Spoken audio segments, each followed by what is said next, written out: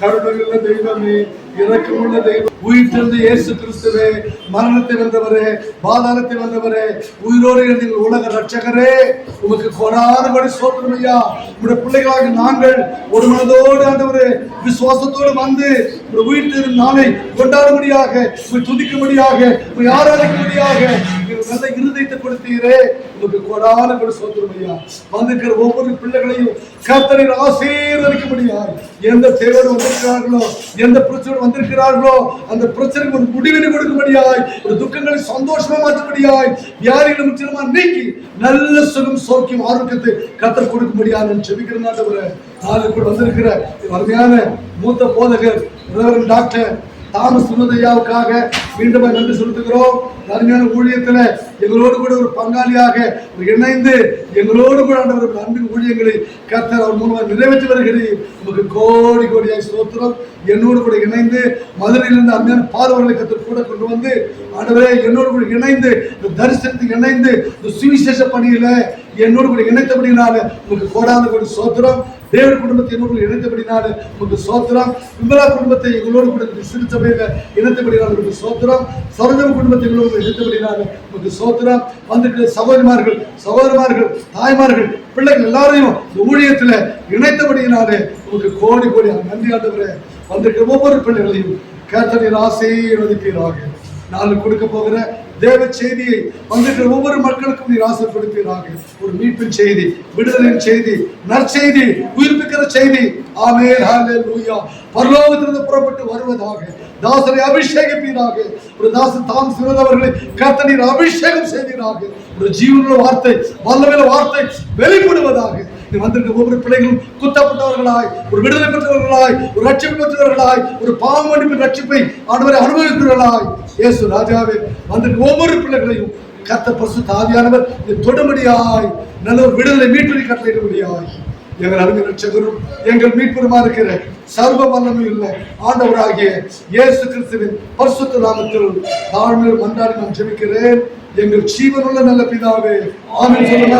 ஆமென். எல்லாரும் சேர்ந்து ஆமென் சொல்லுங்க. அல்லேலூயா. உட்காருவோம். தேவ செய்திக்கு நேராக கடந்து போவோம். அல்லேலூயா சொல்லுமா. அல்லேலூயா. சத்தம் சொல்லுங்க. அல்லேலூயா. அல்லேலூயா. அல்லேலூயா.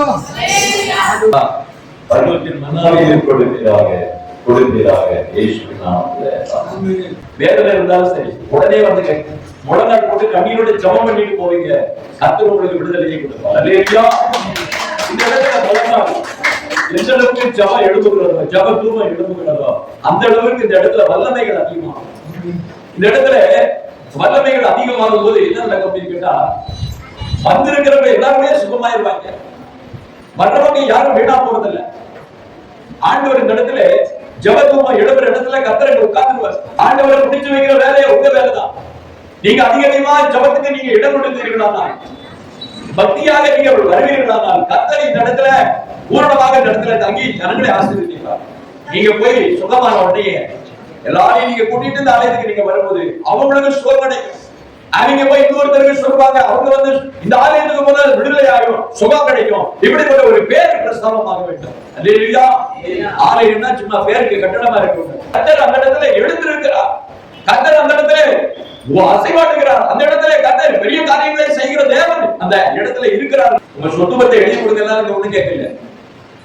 ஆண்டவர் உங்களுக்கு ஜீவனை கொடுப்பதற்காக, இந்த உலகத்தினுடைய ஆசீர்வாதத்தை கொடுப்பதற்காக, பரலோகத்தினுடைய ஆசீர்வாதத்தை கொடுப்பதற்காக அவர் காத்திருக்கிறார் என்பதை அல்லேலூயா. லூக்காவுடைய புத்தகம் 23:43 வாசிக்கிறோம். இயேசு அவனை நோக்கி, இன்றைக்கு நீ என்னோட கூட பரதேசில் இருப்பாய் என்று மெய்யாகவே உனக்கு சொல்லுகிறேன் என்றார். பரதேசில இருப்பாய். பரதேசில இருக்கிறவர் யாரு? இவர்தான் அங்கே இருக்கிறார், இங்கே இருக்கிறார். அவர் எங்குமே இருக்கிறார். அவர் நித்தியமா இருக்கிறது. அல்லேலூயா. அந்த கடலுக்கு சொல்லுகிறார், நீ என்னோட கூட இந்த பரதேசில் இருப்பாய் என்று சொல்கிறார். இயேசு கிறிஸ்துவுக்கு சாவு கிடையாது, மரணம் கிடையாது. மரணமானது கட்டி வைக்கவும் முடியாது. இந்த உலகத்துல ஒரே ஒரு காரியம் இந்த உலகத்துல பெரிய உண்மையாகி மாறிவிட்டது. உலகத்துல ஜனங்கள்லாம் இன்னைக்கு அந்த உண்மையை மறுக்க முடியாம இன்னைக்கு தவிக்கிறாங்க. நிறைய மார்க்கத்தில் இருக்கிறவர்கள் போராடி தன்னுடைய மார்க்கத்திற்கு ஆள் செய்கிற ஒரு கூட்டம் இருக்கும் போது, ஆனா இந்த ஒரு உண்மை இன்னைக்கு உலகத்தில் ஒலித்துக் கொண்டிருக்கிறது. அது ஓங்கி ஒலித்துக் கொண்டிருக்கிறது. உலகத்துல எல்லா மனுஷனும் மறைந்து விட்டார்கள், எல்லாம் மண்ணில போயிட்டாருங்க. மண் அவர்களை வாங்கி கொண்டது. மண்ணில் எடுக்கப்பட்ட மனிதனை மண் திரும்ப வாங்கி கொண்டது. ஆனால் இயேசு கிறிஸ்துவின் அவருடைய சரீரம் மாத்திரம் இந்த பூமியிலே இல்ல. அது மண் வாங்கவில்லை. அந்த பூமியில இந்த பாதாளம் அவரை கட்டி வைக்க முடியவில்லை, மரணம் அவரை கட்டி வைக்க முடியவில்லை. அவர் இந்த உலகத்திலே உயிர் கிடந்த ஒரே ஒரு மனிதனாக இந்த உலகத்தில் அடையாளப்படுத்தினவர் ஆண்டவராய் இயேசு கிறிஸ்து. இல்லையா? உலகத்துல எந்த கடவுள்களோ எந்த சாது சன்னாசிகளோ யாருமே உயிரோடு எழுதுவதாக வரலாறு கிடையாது. ஆனால் உலகத்துல உயிரோடு எழுதி அடையாளப்படுத்திட்டு போனவர் இயேசு. அது மாத்திரமல்ல, அவருக்கு நிறைய வரலாற்று ஆதாரங்களை நிறைய வைத்துக் கொண்டு போயிருக்கிறார் என்பதை நாம் பார்க்கிறோம். இந்த இடத்துல வாசிங்க. அதுக்கடுத்து அவர்களே ஏறக்குறைய 6 மணி நேரமாய் இருந்தது. 9 மணி நேரம் வரைக்கும் பூமியிலும் அந்தகாரமாய் இருந்தது. இயேசுவுடைய மரணத்துடைய காலத்திலே பூமி எங்கும் அப்படின்னா அர்த்தம் உலகம் முழுவதும் அந்தகாரமாக இருந்தது. எத்தனை மணிக்கு சொல்லப்பட்டிருக்கு? 6 மணியிலிருந்து 9 மணி வரைக்கும். 6 மணினா எத்தனை மணி நேரம்? எந்த வேலை? பைபிள் டைம் வேற, இங்க நீங்க வச்சிருக்கிற டைம் வேற. 6 மணி பகலுக்கு 12 மணி நேரம். வேதத்துடைய டைம் பண்ணி பார்த்தா மத்தியானம், அதாவது 12 மணியை தான் இன்னைக்கு 12 மணியை தான் அன்னைக்கு 6 மணி இது வேதாகமத்திலே சொல்லப்பட்டிருக்கிறது. அந்த 6 மணியில இருந்து 9 மணி மத்தியானம் 3 மணி வரைக்கும் என்னாச்சு அப்படின்னா பூமி எங்கும் அந்த காலம் இருந்தது என்று நாம் பார்க்கிறோம். அதுக்கு அடுத்த வார்த்தை சூரியன் இருளடைந்தது. தேவாலயத்தின் திரைச்சீலை நடுவில் இரண்டாக கிழித்தது. இயேசு பிதாவே, உன்னுடைய கைகளில் என் ஆவியை ஒப்புவிக்கிறேன் என்று மகா சத்தமாய் கூப்பிட்டு சொன்னார். இப்படி சொல்லி ஜீவனை விட்டார் என்று பார்க்கிறோம். பஸ்காவுடைய வாரம், புனித வாரம், இந்த உலகத்திற்கு புனித திருநாள் பண்டிகையினுடைய நாட்கள் பஸ்காவுடைய பண்டிகை. அந்த பஸ்காவுடைய பண்டிகையில் என்ன பண்ணுவாங்க? ஜனங்கள் ஆடு மாடெல்லாம் இழுத்துட்டு வந்து அவர்கள் செய்த பாவத்திற்காக ஆலயத்துல கூட்டமா நிரம்பி இருப்பார்கள். அந்த பண்டிகை நாட்களிலே உலகம் முழுவதும் இருக்கக்கூடிய யூதர்கள் எல்லாரும் ஆடு மாடுகளை கொண்டு வந்து பலியிடுவதற்காக நிறைந்திருந்தார்கள். தேவாலயம் திறக்கப்பட்டு இருக்கிறது. அந்த ஒரு வார பஸ்கா பண்டிகையிலே பண்டிகை நாட்களிலே அதிகமான பலி செலுத்திக் கொண்டிருக்கிற வேளையிலே இயேசு அவர்கள் அந்த பஸ்காவுடைய நாளிலே சிலுவையில் அடிக்கப்படுகிறார். அல்லேலூயா! நல்லா தெரிந்து கொள்ளுங்க. தேவாலயம் திறந்திருக்கிறது. திரளான ஜனங்கள் ஆடு மாடுகளை ஓட்டிக்கொண்டு வந்திருக்கிறார்கள். பலி காரியம் ஓடிக்கொண்டிருக்கிறது, நடந்து கொண்டிருக்கிறது. இயேசு கிறிஸ்து சிலுவையில இருந்து ஆண்டவர் சொல்லுகிறார். என்ன சொல்லுகிறார்? மகா சத்தமாய் ஆண்டவர் சொல்லுகிறார். என்ன சொல்லுகிறார்? பார்க்கப்பட்டது இல்லாவே உம்முடைய கைகளில் என் ஆவியை ஒப்புவிக்கிறேன் என்று மகா சத்தமாய் கூப்பிட்டு சொன்னார். இப்படி சொல்லி ஜீவனை விட்டார். அதுக்கு அடுத்த வார்த்தை பாருங்க. ரோட்டுக்கு அதிபதி சம்பவத்தை கண்டு மெய்யாவே இந்த மனுஷன் நீதிபதியாக இருந்தார் என்று சொல்லி தேவனை மகிமைப்படுத்தினார். நல்லா தெரிந்து கொள்ளுங்கள். இதுதான் முக்கியமான கட்டம். இங்கே ஆண்டவராகிய இயேசு கிறிஸ்துவை சிலுவையில் அடித்து கொண்டிருக்கிறார்கள். அடிக்கப்படுகிற நேரத்துல இந்த பிலாத்து என்ன பண்ணிருக்கிறார் அப்படின்னு பார்த்தா, அந்த கொலைக்களத்திலே அந்த சிலுவையிலே அடித்து கொலை செய்யும்படியாக ஒப்பு கொடுத்த அந்த மரணத்தை நிறைவேற்றுகின்ற அந்த கொலைக்களத்திலே இருக்கக்கூடிய அதிகாரியா இருக்கக்கூடிய அந்த நூற்றுக்கு அதிபதி அவன் தான் என்ன பண்ணணும் அப்படின்னா, யாரையும் தூக்கில போடணும், கொலை செய்யணும் என்கிற தண்டனையை நிறைவேற்றுகிறவன் அவன் என்று பார்க்கிறான். அவன் என்று கேட்கிறான். இவர் கூப்பிடுகிற சத்தத்தை பார்க்கிறான், திரைச்சலை கிழிகிறதை பார்க்கிறான். எல்லாத்தையும் பார்த்துட்டு என்ன பண்றான் அப்படின்னு கேட்டாங்க. இவர் மெய்யாவே தேவனுடைய குமாரன் என்று சொல்கிறான், நீதிபதி என்று சொல்கிறான். யார் அப்படின்னா அரசாங்க அதிகாரி சொல்லுகிறார். 2 நாளாகம புத்தகம் 3வது அத்தியாயம் 1வது வசனத்தை வாசிக்கிறேன். சாலமோன் எருசலேமிலே தன் தகப்பனாகிய தாவீதுக்கு காண்பிக்கப்பட்ட மோரியா என்னும் மலையில் எபிரேயனாகிய ஓர்னானின் களம் என்னும் தாவீது குறித்து வைத்த ஸ்தலத்திலே கர்த்தருடைய ஆலயத்தை கட்டத் துவங்கினான். இந்த இடத்துல பாருங்க, சாலமோனுடைய ஆலயம் எங்க கட்டப்பட்டது? எருசலேமிலே தன் தகப்பனாகிய தாவீதுக்கு காண்பிக்கப்பட்ட மோரியா மலை. அப்ப மோரியா மலை எங்க? எருசலேமில் இருக்கிறது. மோரியா மலை எது அப்படின்னா அதுதான் சீயோன் மலை. அதுதான் இயேசுவுக்கு அதிகப்பட்ட மலை. அந்த தேவாலயம் இருக்கிற அந்த மலையினுடைய புறங்களிலே ஒரு பகுதி மண்டை ஓட்ட பகுதியாக இருக்கிறது. அந்த மண்டை ஓட்ட பகுதி பகுதி என்று பார்க்கப்பட்டபோது இந்த ஆலயத்திற்கு அதற்கு பாத்தீங்க அப்படின்னா ஆலயத்துடைய வடக்கு பகுதியில தான் இந்த மண்டை கொண்டான இந்த கபால ஸ்தலம் என்கிற அந்த மலை குன்று இருக்கிறது. அந்த மலை குன்றிலே அங்கிருந்து இந்த ஆலயத்துடைய கிழக்கு வாசலை பார்க்க முடியும். அந்த கிழக்கு வாசலை பார்க்கப்பட்ட போது அந்த கிழக்கு வாசல் இருந்து அந்த குன்றிலே அடிக்கப்படுகிற அந்த சிலுவையில் அடிக்கப்படுகிற அந்த இடத்திற்கு இதுக்கு எவ்வளவு பாத்தீங்கன்னா 330 மீட்டர் தான் இருந்தது. கிட்டத்தட்ட ஆயிரக்கணக்கான அடி தூரம் தான் இருந்தது.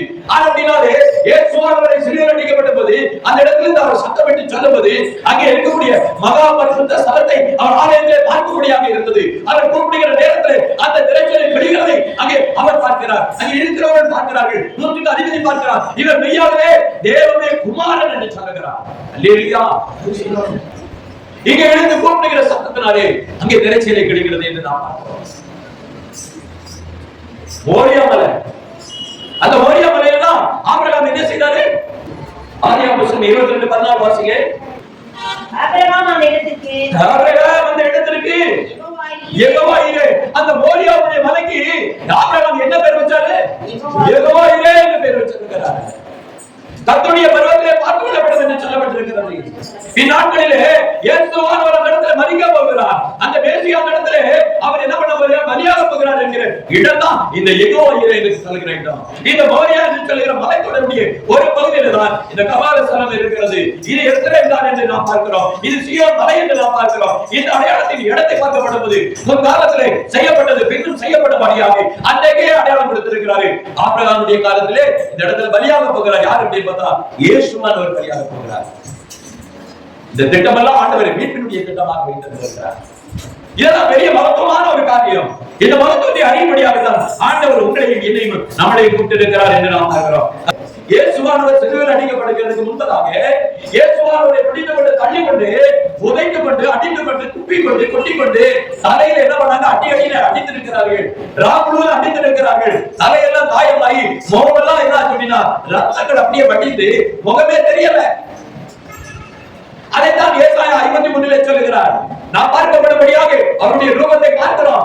நாம் விரும்பத்தக்க ரூபம் இல்லை என்று நாம் பார்க்கிறோம். தலையில் அடிபட்டு ரத்தம் கொட்டி கிடக்கக்கூடிய மனித முகம் எப்படி இருக்கிறது? அது மூடிக்கொண்டிருக்கிற முகமாக இருக்கிறது. ரத்தமெல்லாம் மூடிக்கொண்டிருக்கிறது. உடம்பெல்லாம் காயமாக இருக்கிறது. இதுல ஒரு காரியத்தை நீங்கள் பார்க்க வேண்டும். எல்லாத்தையும் என்ன பண்ணலாம் அப்படின்னா இயேசுவை எப்படியாவது விடுதலை பண்ணிடணும், அவர் நீதிமானா இருக்கிறாரு, இது பெரிய பாவம் என்று சொல்லி என்ன பண்ணாரு அப்படின்னா 39 தடவை வாரினால அடிப்பித்து விட்டுறலாம். இந்த ஜனங்களை சும்மா விட்டுருவாங்க, சமாதானம் பண்ணிடலாம்னு பார்த்து வாரினால் அடிப்பதற்காக ஒப்புக்கிட்டார். அந்த வாரினால அடிக்க அவருடைய உடம்பெல்லாம் என்னாச்சுன்னா பிக்கப்பட்டது. அதுல இருக்கக்கூடிய அந்த முட்களெல்லாம் சரீரத்தை என்ன பண்ண பிச்சு கொண்டு வந்தது என்று நாம் பார்க்கிறோம். 39 தடவை அடித்தார்கள். அதுல சமாதானம் ஆகல. அப்புறமா என்ன பண்றாங்க? இவரை சிலுவையில் அடிக்கிறது என்று சொன்னார்கள். ஏற்கனவே அந்த சிலுவை யாருக்காக ஆயத்தம் பண்ணப்பட்டிருந்தது? இயேசுவை சிலுவையில் அடிக்கப்பட்டிருக்கிற அந்த சிலுவை யாருக்காக வைத்திருந்தாங்க? பாரபாசுக்காக வைத்திருந்தாங்க. பாரபாசை அடிக்க வேண்டும் என்று வைத்திருந்த அந்த சிலுவை யாரை விடுதலை செய்ய வேண்டும் என்று கேட்டபோது பாரபாசை விடுதலை செய்யுங்கள், இயேசுவை சிலுவையில் அடிங்கள் என்று சொன்னார்கள். வேதாகமம் நமக்கு என்ன சொல்லுகிறது? அந்த கபால ஸ்தலம் என்ன சொல்லுகிறது? அந்த கொல்கதா என்று சொல்லப்படுகிற அந்த மலைக்கு கிரேக்க வார்த்தையிலே கொல்கதா, கல்வாரி என்று சொன்னால் லத்தீன் வார்த்தையிலே அந்த கல்வாரி என்று நாம் பார்க்கிறோம். இப்படிப்பட்ட இந்த மலை தொடரை குறித்ததான செய்தி அன்றைக்கே ஆண்டவர் தீர்மானித்திருந்தார். யாருக்கு? நான் ஆபிரகாமுக்கு காண்பித்திருந்தார். சரி, இந்த இடத்தை கண்டுபிடித்தது யாரு?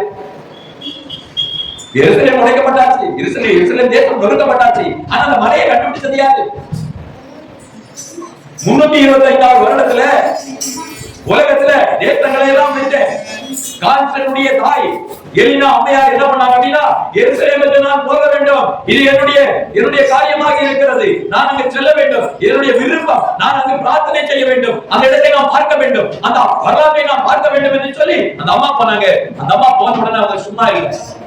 அங்க இருந்து இயேசுவை எந்த மலையில் அடித்தார்கள் என்று தேட ஆரம்பிச்சாங்க. அங்க நொறுக்கப்பட்டு உடைக்கப்பட்டிருக்கிற அந்த எருசலேம் மலையிலே பார்க்கப்பட்ட போது அவங்க தேட ஆரம்பிச்சாங்க. அந்த இடத்துல இருந்து வரலாற்று ஆசிரியரை கொண்டு இந்த ஆலயத்திற்கும் அதுக்கு எவ்வளவு தூரம் என்று அன்றைக்கு அளந்தபடினால்தான் இந்த 330 மீட்டர் தூரம் இருந்தது அவர்கள் அளந்த அந்த காரியம். அவர்கள் மூலமாய் வெளிப்பட்ட ஒரு காரியம். இயேசுவானவர் சிலுவையிலே அடிக்கப்பட்ட அந்த இடத்துல கல்லறை சபை என்று அவங்க கட்டி வச்சாங்க. இந்த இடத்தை மறக்கக்கூடாது என்று சொல்லி உலகத்திற்கு அறிவிக்க வேண்டும் என்று சொல்லி இந்த கல்லறை சபையை அங்கே கட்டி வைத்தார்கள். இப்படிப்பட்ட ஒரு இடத்தை பார்க்கப்பட்டது தேவாலயத்திற்கு மறுக்கும் அப்பதான் மாட்டாங்க. அந்த இடத்துல இருந்து அந்த 997 அடி கிட்டத்தட்ட 1000 அடி உயரம் என்று நாம் பார்க்கிறோம் அவர் அடிக்கப்பட்ட இடத்துல. ஆனால் 4000 அடி உயரத்துக்கு போய் கொண்டிருக்கிற மலை உயரமாக போய் கொண்டிருக்கிறது. அவர் அடிக்கப்பட்ட இடத்திலிருந்து அந்த தேவாலயத்தை பார்க்கும்படியாக கிழக்கு வாசல் அந்த ஆலயத்துடைய பகுதி தெரிகிறது. அந்த இடத்தை போய் பார்த்தா ஆலயம் உடைக்கப்பட்ட இடத்தினுடைய அடையாளத்தை அவர்கள் பார்க்கிறார்கள். உலகத்திற்கு இன்றைக்கு ஆதாரங்கள் மேல் ஆதாரங்கள் வைக்கப்பட்டுக் கொண்டிருக்கிறது. இயேசுவினுடைய வாழ்க்கை வரலாற்றை உண்மையான ஒரு சம்பவம் என்பதை உலகத்திற்கு அறிவித்து இந்த உலகமானது இந்த அரசாங்கமானது அதை எடுத்து இன்றைக்கு முன்னே வைத்துக் கொண்டிருக்கிறது. அல்லேலூயா. இயேசுவினுடைய வரலாற்றை எவனும் மாற்ற முடியாது, எவனும் அந்த தடத்தை அழிக்க முடியாது. அவருடைய இடத்தை இந்த நாட்களிலே ஜனங்கள் எல்லாம் போய் பார்க்கும்படியாக இருக்கிறது. யெகோவாவே என்று சொல்லப்படுகிற இடம் இன்றைக்கு அரசாங்கத்தில் ரோமர்கள் என்ன பண்ணாங்க அப்படின்னா அதை கொலைக்களமாக மாற்றிவிட்டார்கள். மரண தண்டனை நிறைவேற்றுகிற இடமாக அதை மாற்றி விட்டார்கள் என்பதை நாம் பார்க்கிறோம். அந்த இடத்துல இன்னொரு சம்பவம் தெரியுமா? 1233 வருடத்துல கொஞ்சம் ஊழியக்காரர்கள் போய் அந்த இடத்தை பார்த்தபோது அவங்க உடம்புல ஜபத்துல நின்னாங்க. அப்படியே உடம்பெல்லாம் புரியடிக்குது. அவங்களுக்குள்ள ஒரு பெரிய வேதனை, அவங்களுக்குள்ள ஒரு தவிப்பு. ஆண்டவர் சிலுவையில எப்படி எல்லாம் பாடுபட்டாரு, சங்கடப்படுத்தினார் இந்த காட்சியை கண்டு பயந்து நடுங்கி அந்த இடத்துல என்ன பண்ணாங்க, கல்வாரி ஊழியத்தை செய்ய வேண்டும் உலகத்தில் என்று சொல்லி மிஷனரிமார்கள் எழுதின இடம். அல்லேலூயா. அந்த இடத்தை குறித்து என்ன பண்ணாங்க, இங்கிலாந்து அரசவையில் இந்த இடத்தை குறித்து நிறைய பேர் அங்க இருக்கிறாங்க என்று சொன்னபோது இவருக்கு அங்கீகாரம் வேண்டும் என்று சொன்னபோது அந்த இடத்தை அங்க இவருடைய ராஜா என்ன பண்ணாங்க, இங்கிலாந்து மகாராணியர் என்ன பண்ணாங்க, அந்த குடும்பமானது அந்த அங்கீகாரம் அடைகிறது. அந்த இடத்துல என்ன பண்ணாங்க அப்படின்னு கேட்டா விசுவாசத்தை உலகத்துக்கு அறிக்கை செய்ய வேண்டும் என்று சொல்லி அந்த இடத்திலே முதலாக ஊழியர்கள் சென்று ஜெபம் செய்து இந்த உலகத்திலே மிஷனரிமார்கள் கடந்து வந்தார்கள். அப்படிப்பட்ட காரியங்களை பார்க்கப்படும்போது இன்னைக்கு சிலுவை போர் வீரர்கள் உருவான இடமும் அந்த இடம் தான். அந்த இடத்துல தான் சிலுவை போர் வீரர்கள் இந்த இடத்துல ஊழியத்திற்காக புறப்பட்டு வந்தார்கள். இப்படிப்பட்ட ஒரு பெரிய ஊழியத்திற்குரிய ஒரு அடையாளத்தை ஆண்டவர் இடத்திலே காண்பித்திருக்கிறார். ஆவிக்குரிய ஒரு பெரிய ஒரு அதாவது அதிகாரத்தை, ஒரு வரங்களை, ஒரு வல்லமை, ஒரு அப்போஸ்தலரை கிரியைகளை செய்யக்கூடிய உலகத்திற்கு சாட்சி எடுக்கின்ற அப்போஸ்தலரை போல நின்று இந்த போன வாரம் சுவிசேஷத்தை அறிவிக்கின்ற நற்செய்தி அறிவிக்கின்ற இயேசு உயிரோடு எழுந்தார் என்கிற நற்செய்தி உலகத்துக்கு சொல்லும்படியாக இந்த எந்த சங்கம் என்று பார்க்கப்படுவது கல்வாரியுடைய மிஷனரி சங்கம் வரப்பட்ட உலகத்திற்கு போனது. லூக்காவுடைய புத்தகத்திலே 23வது அத்தியாயம் 38வது வசனத்தை வாசிப்போம். இவர் யூதருடைய ராஜா என்று கிரேக்க லத்தீன் எபிரேய எழுத்துக்களில் எழுதி மேலாக வைக்கப்பட்டது என்று நாம் பார்க்கிறோம். சிலுவைக்கு மேல பெரிய போர்டு வச்சிருக்காங்க. என்ன போர்டு வச்சிருக்காங்க? இவர் யூதருடைய ராஜா. இந்த பிலாத்து எழுதி வச்சிருக்காரு. என்ன பாஷைகள் அப்படின்னா 3 பாஷைகள் இருக்கு.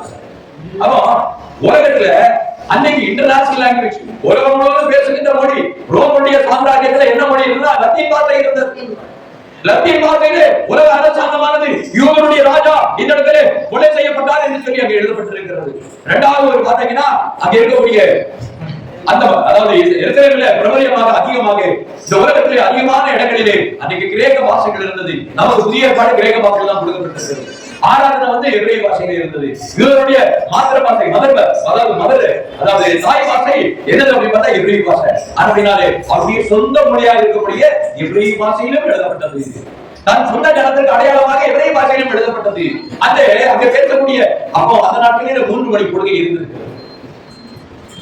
3 மொழியிலே உலகத்திற்கு இவருடைய செய்தி போக வேண்டும் என்பதற்காக அன்றைக்கே பிலாத்து உத்தரவு போட்டிருக்கிறார். அல்லேலூயா. இவ்வளவு பெரிய காரியங்கள்.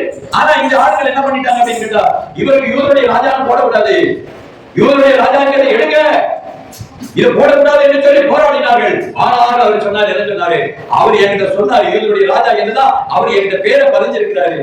நீ யூதர்கள் மெய்யாகவே நீ யூதருடைய ராஜாவா என்று கேட்டபோது நீ சொல்லுகிறபடி நான் யூதருடைய ராஜா என்று சொன்னாரு. அப்படினாலே நான் என்ன பண்ண மாட்டேன், திருத்த முடியாது, அதை மறுக்க முடியாது, நான் அதை அப்படியாகத்தான் எழுதுறேன் என்று சொல்லி போட்டோக்க வேலையை பார்த்துன்னு சொல்லி விரட்டி விட்டார். அல்லேலூயா. இயேசுவானவருடைய ஒவ்வொரு காரியங்களையும் இந்த உலகத்திலே ஆண்டவர் அடையாளமாக்கப்பட்டு வைத்திருக்கிறதை நாம் பார்க்க முடிகிறது. யோவானுடைய புத்தகத்திலே 19வது அத்தியாயம் 21வது வசனத்தை வாசியுங்கள். அப்பொழுது யூதருடைய ராஜா என்று எழுதாமல் நீ என்ன பண்ணக்கூடாது, நீ யூதருடைய ராஜா என்று எழுதக்கூடாது, நான் யூதருடைய ராஜா என்று அவன் சொன்னதாக எழுதும் என்று சொன்ன போது பிலாத்து என்ன சொல்கிறாரு, நான் எழுதினது என்று சொல்லுகிறார். அப்படியே நாம் யூதருக்கு ராஜாவாக பிறந்திருக்கிறவர் எங்கே? யார் வந்தா? கிழக்கு தேசத்துடைய சாஸ்திரிகள் வந்தார். அன்றைக்கே எழுதப்பட்டிருக்கிறது. யூதருடைய ராஜா எங்கே பிறப்பார்? மீகா 5:2 பெத்லகேமிலே பிறப்பார் என்று சொல்லப்பட்டிருக்கிறது. இயேசுவானுடைய பிறப்பை குறித்து நற்செய்தியை குறித்து அன்றைக்கே அறிவிக்கப்பட்டிருக்கிறது. அன்றைக்கே இயேசுவானவரை பூமியை அடையாளப்படுத்துவது, முதல்ல அடையாளப்படுத்துவது யார் தெரியுமா? இயேசுவை குழந்தையாக கொண்டு வரும்போது சிமியோன் என்கிற தீர்க்கதரிசி கையிலே எடுத்துக்கொண்டு, இதோ ரட்சிப்பின் ரட்சணியம் இவர்தான் என்று சொல்லி உலகத்திலே இயேசுவை அறிவித்தது சிமியோன் தீர்க்கதரிசி. அல்லேலூயா. இரண்டாவது அறிவித்தது யார் தெரியுமா? யோவான் ஸ்நானகன். இதோ உலகத்தின் பாவத்தை சுமந்து தீர்க்கிற தேவாட்டுக்குட்டி என்று சொன்னது யார் அப்படின்னு கேட்டா யோவான் ஸ்நானகன். இயேசுவை அறிவித்தவர்கள், இயேசுவை அறிவித்த யோவான் ஸ்நானனுடைய தலை இருக்குதா ஐயா? இயேசுவை அறிவித்த யோவானுடைய தலை இருந்ததா? தலையை வெட்டிட்டாங்க. இன்னைக்கு அந்த கதை தான் இந்தியாவுல ஓடிக்கிட்டு இருக்கு. இயேசுவை அறிவிக்கிற யாரா இருந்தாலும் கொல்லணும் அப்படிங்கிற கொலை வெறி பிடித்த அந்த நாட்களில் இருந்த அதே ஆவிகள் இன்னைக்கு இந்திய தேசத்திலே இருக்கிறது. அந்த ஆவியை கிரியை செய்கிறது. ஆராதிப்பதற்காக 12 மாநிலத்துல இயேசுவை ஆராதிக்க கூடாது என்று சொல்லி சட்டம் போட்டுட்டாங்க. முதல்ல இஸ்லாமியர்களுக்காக எதிராக எழுப்பி கலகம் செய்து அவளை அடித்தார்கள். இப்பொழுது ஆண்டவராக இயேசுவை அறிக்கை செய்கிற கொள்கையை செய்கிற அந்த பிள்ளைகளை இன்னைக்கு 12 மாநிலத்திலே அடிக்கிறார்கள். ஏதாவது ஒரு வீட்டுல ஆராதனை சத்தம் கேட்டுச்சு, ஜெபம் கேட்டுச்சு அப்படின்னா அந்த குடும்பத்தை அப்படியே செயலில் ஜெயில போட்டுருவாங்க, அடிச்சு போட்டுருவாங்க. இந்தியாவில் இருக்கக்கூடிய 12 மாநிலத்தில் இந்த சம்பவம் நடந்து கொண்டிருக்கு. இயேசு கிறிஸ்துவை அறிவிக்கின்ற அப்போஸ்தலர்கள் கொலை செய்யப்பட்டார்கள். இயேசுவை அறிவிக்கிற லாசர்கள் கொலை செய்யப்பட்டார்கள். இயேசுவை அறிவிக்கிற ஒவ்வொருவரும் கொலை செய்யப்படுகிறார்கள் என்று பார்க்கப்படும்போது இயேசுவானவர் சொன்னார், என் நாமத்தின் நிமித்தம் அநேகர்களை கொலை செய்வார்கள் என்று சொல்லப்பட்டிருக்கிறது. எனக்கு பிரியமானவர்களே, ஆண்டவர் சொல்லிட்டார். ஆண்டவர் சொன்ன வார்த்தை இந்த காலங்களில் நடந்து கொண்டிருக்கிறது. எனக்கு பிரியமானவர்களே, இப்படியாக அந்த ஜனங்களால் எழுதி சொன்னாங்க சிலுவையில, எப்பா உன்னை காப்பாற்ற முடியல, நீ ரட்சகனா இருந்தா நீ சிலுவையில இருந்து இறங்கி வாய்ந்து சொல்லி பரிகாசம் விட்டார்கள். ஆனா இயேசு சிலுவையில தொங்கிக் கொண்டிருந்த போது அவர் உடம்பெல்லாம் ரத்தம் மூடிக்கொண்டிருந்தது. ஆனால் அவருடைய செவி கேட்டுக்கொண்டே இருந்தது. யார் யார் பரியாசம் பண்றாங்க, யார் யாரு தன்னை துப்பினார்கள், யார் என்னை சித்திரவதை பண்ணினார்கள், யார் என்னை என்னுடைய வஸ்திரத்தை பங்கு போட்டார்கள், எல்லாவற்றையும் அவர் அறிந்து கொண்டே இருக்கிறார், பார்த்து கொண்டே இருக்கிறார். ஆனா ஒரே ஒரு காரியத்தை சொன்னார், என்ன தெரியுங்களா? பிதாவே இவர்களுக்கு மன்னியும் என்று சொல்லுங்க. இந்த வேலைக்காகத்தான் அவர் வந்தார். எதற்காக பூமியில வந்தார் என்று பார்க்கிறீங்க? இயேசு அதற்காகத்தான் இந்த பூமியிலே வந்திருக்கிறார் என்பதை இந்த உலகத்திலே ஆண்டவர் முன்னதாக அறிந்திருக்கிறார். மத்தேயுடைய புத்தகத்திலே 27ஆம் அத்தியாயம் 51 52 வாசிங்க. அப்பொழுது தேவாலயத்தின் திரைச்சீலை தேவாலயத்துடைய திரைச்சீலை மேற்கொடைக்கு கீழ் வரைக்கும் இரண்டாக கிழிந்தது. பூமி அதிர்ச்சி இருந்ததுங்க. இயேசுவானவர் மரித்த நாட்களிலே அவர் சத்தம் விடும்போது பூமி அதிர்ச்சி உண்டாயிருந்தது. அதே போல இயேசு கிறிஸ்துவின் கல்லறை திறக்கப்படும் போது பூமி அதிர்ச்சி இருந்தது. இன்னைக்கு வரலாறு, இன்னைக்கு ஆசிரியர்கள் எல்லாரும் பார்த்து இன்னைக்கு அடையாளப்படுத்துறாங்க. அன்னைக்கு இயேசு கிறிஸ்துவின் சிலுவையில் அடிக்கப்பட்ட நாட்களே பூமி அதிர்ச்சி இருந்தது, திரைச்சீலை கிழிந்தது. எதற்காக கிடைத்தது? என்ன காரணம் என்று பார்க்கப்படும்போது ஆண்டவர் சொல்லி இருக்கிறார். ஆண்டவருடைய வார்த்தை விதமாக சொல்கிறது. எபிரேயருடைய புத்தகத்துக்குள்ள எடுத்து வாசிங்கள். 2ஆம் அத்தியாயம் 14 வாசிப்போம். ஆதலால் பிள்ளைகள் மாமிசத்தையும் இரத்தத்தையும் உடையவர்களாய் இருக்க அவரும் அவர்களைப் போல மாமிசத்தையும் இரத்தத்தையும் உடையவரானார். எதற்கு உடையவரானார்? ஏன் மாமிசத்தில் இரத்தத்தை அவர் அவதரித்தார், ஏன் பூமிக்கு வந்தார் என்கிற ஒரு காரியத்தை அங்கே தெளிவுபடுத்தப்பட்டிருக்கிறது. ஏன் வாசிங்க. மரணத்திற்கு அதிகாரியாகிய பிசாசானவரை தன்னுடைய மரணத்திலே அடிக்க வேண்டும் என்பதற்காக. எதுக்காக அவர் இந்த பூமிக்கு வந்தார்? ஏன் இந்த காரியத்தை சென்றார் என்றால், இந்த உலகத்துக்கு மரணத்தை கொண்டு வந்தவன் பிசாசு. அந்த மரணத்தை எடுத்து இந்த பூமியில எடுத்து போட வேண்டுமானால் அவர் என்ன செய்ய வேண்டுமானால் மாமிசத்திலும் ரத்தத்திலும் வந்துதான் அதை எடுத்துக்கொள்ள முடியும். அதுதான் சட்டம். அப்ப அந்த சட்டத்தின்படியாக ஆண்டவர் இந்த பூமியிலே என்ன பண்ணியிருக்கிறாரு? ரத்தத்திலும் மாமிசத்திலும் அந்த மரணத்தை எடுத்துக்கொள்ள வேண்டும். எப்படி எடுத்துக்கொண்டாரு? 1 கொரிந்தியர் புத்தகம் 15ஆம் அத்தியாயம். அழிவுள்ளதாகிய இந்த அழியாமையும் அழியாமையையும் சாவுக்கேதுவான இந்த சாவாமையும் அறிந்து கொள்ள வேண்டும். மரணம் ஜெயமாக விழுங்கப்பட்டது என்ற வார்த்தை அவர் மரணத்தை ஜெயமாக விழுங்குவது, மரணத்துக்கு ஒரு முடிவுண்டாக்கும்படியாக வந்தவர். இந்த பூமியிலிருந்து மரணத்தை என்ன செய்கிறார்? மரண பயத்திலே இருக்கிறவர்களை விடுதலையாக்கும்படியாக அவர் வந்திருக்கிறார். அப்படிதான் ஆண்டவர் சொன்னாரு, யாராவது சாவு வீட்டுல போனீங்கன்னா நீங்க யார் என்ன செய்யக்கூடாது அப்படின்னா அழக்கூடாதுன்னு சொல்றாங்க. யார் என்ன செய்யக்கூடாது? அழக்கூடாது. இஸ்லாத்துல என்ன பண்ணுவாங்க? இறந்தவங்க என்ன பண்ணுவாங்க? அழக்கூடாது, ஒப்பாரி வைக்கக்கூடாது, சத்தம் போடக்கூடாது.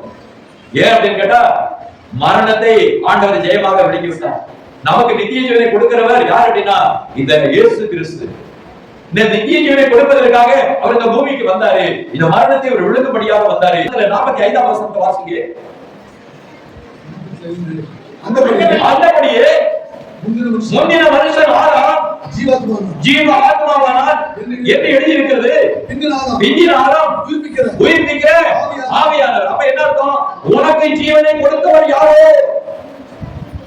மீண்டும் உனக்கு ஜீவனை கொடுக்க வேண்டுமா? அவர் தான் கொடுக்க முடியும், வேற யாரும் கொடுக்க முடியாது. அல்லேலூயா. உன்னை உயிர்ப்பித்தவர், உனக்கு உயிர் உண்டாக்கிறவர், உனக்கு ஆவியையும் ஜீவனை தந்து உன்னை இந்த நாட்களில் நடமாட பண்ணினவர் யாரோ அவர் தான் மீண்டும் உங்களுக்கு ஜீவனை கொடுக்க முடியும், ஆவியை கொடுக்க முடியும். அது அவர் தான் யார் என்றால் உலகத்தில் ஆண்டவராய் இயேசு கிறிஸ்து. அல்லேலூயா. இதைத்தான் நீங்க தெரிந்து கொள்ள வேண்டும். மரணத்தை விழுங்கி போடுவதற்காக மனுஷனாக வந்தார். ஏன் அப்படின்னா ஆதாம் ஏவாள் செய்த பாவத்தின் நிமித்தமாக பூமியில மரணம் வந்தது. பாவத்தின் சம்பளம் மரணம். இப்படி மரணம் வந்த தொழிலாளே மண்ணிலிருந்து எடுக்கப்பட்ட மனிதன் மீண்டுமாக மண்ணுக்கு போகிறார். மண் அவனை வாங்கிக் கொள்கிறது. ஆவி தன்னை தந்த தேவனிடத்திலே திரும்பிச் செல்கிறது. அப்படியாக வேதாகமத்திலே சொல்லப்பட்டிருக்கிறது என்று நாம் பார்க்கிறோம். பிரசங்கினுடைய புத்தகத்திலே 12வது அத்தியாயத்திலே 7ஆம் வசனத்தை வாசிங்க. இவ்விதமாக மண்ணானது முன்னிருந்த பூமிக்கு திரும்பி சரி மண்ணு வந்து இந்த மண்ணு வந்து பூமி வாங்கிடுச்சு. இந்த சரீரத்தை மண்ணு வாங்கிடுச்சு. ஆனா ஆவி எங்க போவோம்? இது யாருக்குமே தெரியல, உலகத்துக்கே புரியல. எப்ப உடம்பு சரீரம் என்ன ஆயிடுச்சு அப்படின்னா மறைச்சது, அது மண்ணுல போட்டாச்சு. ஆனா அந்த ஆவிய அவன் சரீரத்துக்கு எங்க போச்சுன்னு எவனால சொல்ல முடியுதா? எவனால சொல்ல முடியுமா? வேதாகமம் தான் சொல்கிறது. ஆவியை யார் கொடுத்தாரோ அது அவரிடத்திலே செல்கிறது. அல்லேலூயா. ஆவியை கொடுத்தவர், ஜீவனை கொடுத்தவர், ஜீவாதிபதி, உயிர்ப்பிக்கிறவர், கொல்லுகிறவர், உயிர்ப்பிக்கிறவர், காய கட்டுகிறவர், சொஸ்தமாக்குகிறவர் யார் என்று பார்க்கப்படுவது ஆண்டவராகிய இயேசு. அல்லேலூயா. இயேசு இயேசுன்னு சொல்றீங்களே, என்னையா இப்பதானே வந்தாருன்னு நினைக்காதீங்க. அவர் என்றைக்கும் இருக்கிறது. அல்லேலூயா. சாவாமை உள்ளவராய் இருக்கிறார். இருக்கிறவர், இருந்தவர், வருகிறவர் அவர். நேற்றும் இன்றும் என்று மாறாதவர் அவர். இந்த உலகம் அதற்காக தான் இன்னைக்கு சாட்சி விடுகிறது. இயேசு மரித்த இடத்திலே இன்னைக்கு அவருடைய கல்லறை இருக்கிறது என்றால் அந்த கல்லறை திறந்திருக்கிறது. அவர் உயிரோட எழுந்திருக்கிறார். உலகத்துல எவரும் எழுந்து போனதில்லை. உலகத்துல எந்த தீர்க்கதரிசியும் போனதில்லை. எந்த உலகத்துடைய பெரிய சித்தர்களும் போனதில்லை. நிறைய காரியங்களை குறித்து உலக தத்துவங்களின் ஞானிகள் கூட போனதில்லை. தெரியாது அவர்களுக்கு. ஆவி எங்க போச்சுன்னு தெரியாது அவங்களுக்கு. வேதாகமம் தான் சொல்கிறது. அது மாத்திரமல்ல, பிரசங்கி 11:5 ஆவியுடைய வழி இன்னதென்று கர்த்தரின் வயிற்றிலே எலும்புகள் உருவாகும் இடம் இன்னதென்று நீ அறியாதிருக்கிறது போல எல்லாவற்றையும் செய்கிற தேவனுடைய செயல்களை நீ அறியாத. குழந்தை வயிற்றில இருக்குது. அதுக்கு ஆவி எப்படி வந்து நீ ஒருத்தருக்கு தெரியாது. ஆண்டவர் என்றார். அந்த குழந்தை வயிற்றுல உண்டாயிருக்கு அப்படின்னு சொல்லி 3 மாசம் தாண்ட உடனே போய் என்ன பண்ணாங்க? டெஸ்ட் பண்றாங்க. அப்புறமா பாக்குறாங்க உள்ள குழந்தை என்ன செய்கிறது? அசைகிறது, நகர்கிறது என்று சொல்லி செய்தி கொடுக்கிறார். அதுக்கு உயிரை, அந்த ஆவியை கொடுத்தது யாருன்னு உலகத்துக்கு தெரியாது. அந்த ஆவி எப்படி வந்தது உலகத்துல எவருக்குமே தெரியாது. அந்த ஆவி இந்த பூமியில மறித்த பிறகு எப்படி கடந்து வந்து ஒருத்தனுக்கு தெரியாது. வேதாகமம் தான் உலகத்திலே உண்மையான வேதாகமம், சத்திய வேதாகமம் தான் அந்த உண்மையை உலகத்துக்கு எடுத்து சொல்கிறது. வேற எந்த புத்தகத்திலையும் வேற எந்த புத்தகத்திலையும் கிடையாது. ஆடாம் என்று சொன்னா என்ன சொல்லிருக்க? ஆடாம்னா என்ன அர்த்தம்? தமிழ்ல என்ன அர்த்தம்? மண்ணாங்கட்டிங்க.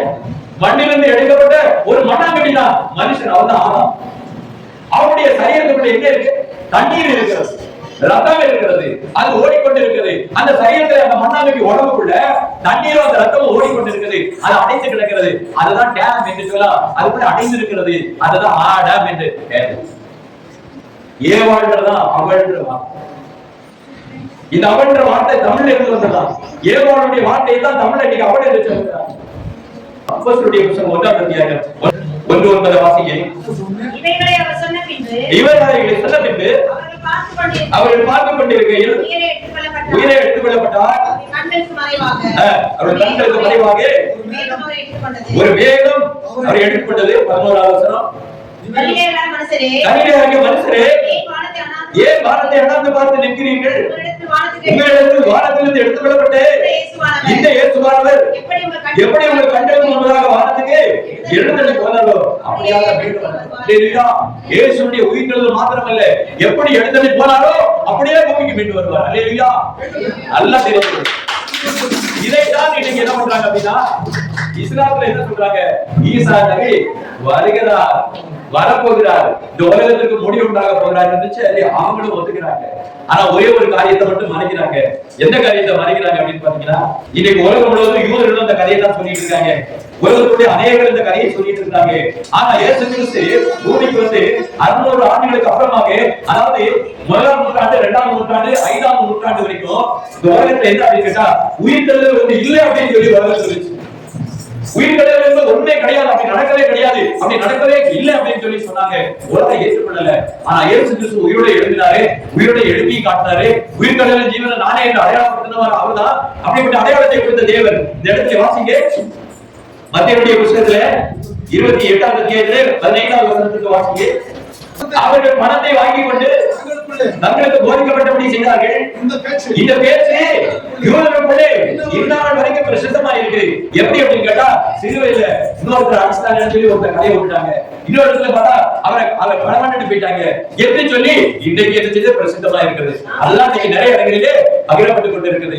ஆனால் இயேசுவானவர் என்ன அப்படின்னா, நான் சொன்னபடியாக இந்த உலகத்திலே ஆண்டவர் இந்த உலகத்திற்கு வந்தார். எப்ப சொல்லி இருக்கிறார் என்று பார்க்கப்படுவது ஆபிரகாம் காலத்திலே சொல்லி இருக்கிறார். ஆண்டவராய் இயேசு கிறிஸ்து இந்த பூமியிலே இப்படியாக தேசிய அவர் மரணம் அடைவார் என்று சொல்லப்பட்டிருக்கிறது. நம்மளை மீட்கும்படியாக மீட்புடைய காரியத்தை செய்வதாக அவர் வாக்குத்தத்தம் பண்ணியிருக்கிறார்.